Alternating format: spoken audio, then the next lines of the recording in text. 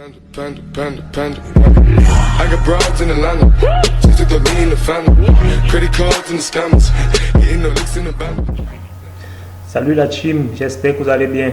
C'est encore Bertrand Chico, la cause de la chaîne Solide Maison. Aujourd'hui, nous allons poursuivre avec notre formation, la troisième partie de notre. Pour cela, je vous prie de vous abonner, d'aimer la page pour ne rater aucune de mes vidéos, surtout d'activer la cloche de notification. Ça plus tard, nous allons nous rendre dans notre logiciel Google SketchUp. Que voici notre projet que nous avons importé à la première partie. Nous avons élevé les murs à la deuxième partie. Maintenant, à la troisième partie, nous allons créer nos ouvertures. Bon, pour cela, d'abord, on pose le curseur sur le mur. On clique 3 fois dessus. 1, 2, 3. Ça a tout sélectionné. Clic droit, grouper. Voilà. L'étage est groupé. On fait la même chose au niveau du rez-de-chaussée. On pose le curseur. 1, 2, 3. On clique droit et on groupe. Voilà. Nos deux niveaux sont groupés. Bon, nous allons maintenant entrer dans le groupe. On va cliquer 2 fois. 1, 2. Nous sommes dans le groupe. Une fois dans le groupe, nous prenons l'outil mètre. On pose ça ici au niveau 0. Ça forme un petit rectangle comme vous voyez là.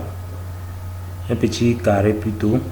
On clique dessus une fois, on élève, on tire vers le haut, parce qu'on veut tirer vers le haut. Vous voyez, ça forme, la couleur bleue, c'est ce que sa couleur bleue apparaît. La ligne là devient bleue, ça veut dire que la ligne est droite. On tape la distance 1 mètre, 100, comme je travaille en centimètres, je tape 100. 100. Entrée. Qu'est-ce qui se passe? Bon, 100. Entrée. Voilà. Maintenant, on veut la hauteur de la fenêtre. On répète la même chose. On tape 120. Je veux une hauteur de 120. Entrée. Voilà. Je prends l'outil crayon. Je pose là, ça forme une croix, ça veut dire que là il y a deux lignes qui se croisent là. C'est quoi? Ça forme la croix. On tire comme ça jusqu'à ce que le trait devienne vert. Là c'est horizontal. On vient cliquer là. On fait la même chose ici. On clique ici et quand c'est vert, ça veut dire que c'est horizontal. On clique là. On prend la gomme. On nettoie. On nettoie. On nettoie. Voilà. On prend l'outil pousser tirer pour fermer ce vide. C'est fait. Pousser tirer. Voilà. Vous voyez, voilà déjà ma première fenêtre que j'ai dessinée. Pour la porte, comme le linteau passe là, on peut directement se servir des lignes guides ici. On clique ici. On clique là. On attend, on cherche que ça soit horizontal. Quand c'est vert, on clique là. Outil pousser tirer. On tire jusqu'au coin, on ferme. C'est bon. On peut nettoyer un peu pour que notre dessin soit un peu présentable. C'est bon. On fait la même chose. On fait aussi la même chose partout là. On prend l'outil mètre. On élève d'1 mètre, hauteur de la fenêtre 120, 1 mètre 20. Je peux prendre l'outil rectangle, je viens cliquer sur cet angle, je monte avec, je maintiens sur je clique sur cet angle, je viens jusqu'ici, je prends l'outil rectangle. Je viens jusqu'ici, je maintiens Shift, je clique sur ici. Voilà, je nettoie maintenant. Je nettoie. L'outil pousser tirer, je ferme. Pousser tirer, je ferme. Voilà ma fenêtre. Je fais la même chose partout. Ici aussi, 1 mètre, prends l'outil mètre, 1 mètre. Je suis en train de me servir des guides que j'avais déjà mis ici. 120, j'accroche juste là. Je prends l'outil rectangle. Je clique sur cet angle. Je clique sur Shift pour maintenir. Je clique là. J'efface. J'efface là. J'efface. Je prends l'outil pour s'étirer. Je ferme. Pour s'étirer, je ferme.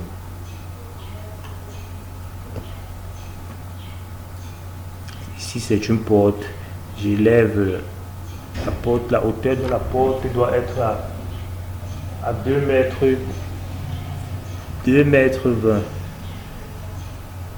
Je prends l'outil mètre. J'élève à 2 mètres 20.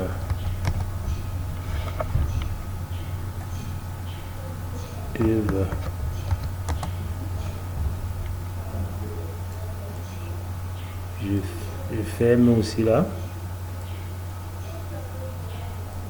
Je prends la gomme que je nettoie. L'outil pour s'étirer. Voilà. C'est ma porte. Voici la dernière fenêtre à dessiner. Je fais la même chose. 1 mètre. 120. Je prends l'outil rectangle. Je maintiens sur Shift. Je clique là. Je prends la gomme. Je nettoie.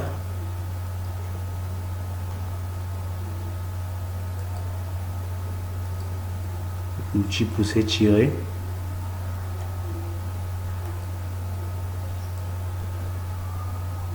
Voici. Toutes mes portes et mes fenêtres sont faites à l'extérieur. Je n'ai pas séparé à l'intérieur, mais on s'occupe d'abord de l'extérieur. Voilà. Bon, on sort du groupe. Pour sortir du groupe, on prend le curseur, on clique sur le guide, on double-clic. Nous sommes hors du groupe maintenant. On passe sur Edit, supprimer les guides. Voilà. Voilà mes portes et mes fenêtres qui ont été dessinées. Maintenant, je vais placer mes portes et mes fenêtres. Je pars importer. Je vais choisir une porte. Bon, je vais d'abord celle-ci comme fenêtre. Voilà. Voilà ma fenêtre. Si vous placez votre fenêtre comme ça et que vous voyez que vous vous rendez compte qu'elle ne suffit pas, vous cliquez sur l'échelle pour régler. Voilà. J'agrandis. C'est bien. Maintenant, je vais placer aussi ma porte. J'importe la porte.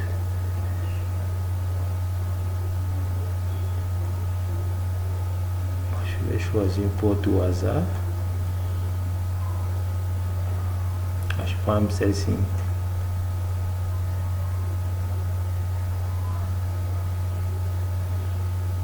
Je vais la poser. Je la pose même comme ça. Je vais maintenant la retourner pour qu'elle puisse bien, pour qu'elle soit fermée.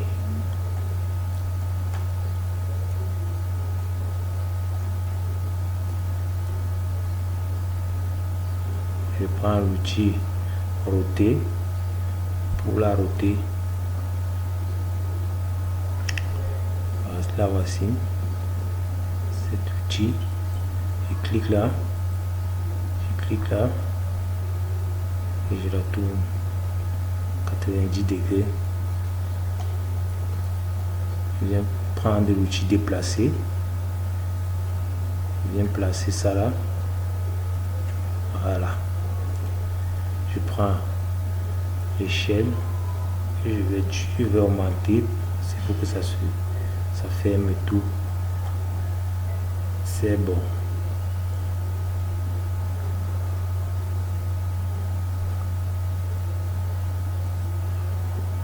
C'est bon. Ma porte est placée. J'ai placé ma porte. Je vais faire la même chose partout. Pour aussi importer vos portes, vous pouvez télécharger. Pour télécharger, allez dans la bibliothèque pour télécharger dans Google SketchUp. Vous venez ici, vous venez sur 3D, vous cliquez là. Moi, j'ai pas de connexion internet, ça va ouvrir une fenêtre. Vous allez juste choisir, taper, écrire, saisir le nom de l'objet que vous voulez. Ce sont les tables, les portes et les fenêtres. Vous saisissez juste et toute une liste s'affiche. Et vous téléchargez. Voilà ma porte et ma fenêtre. Vous allez aussi faire la même chose, allez remplir partout. Merci. On se prend dans la 4e partie.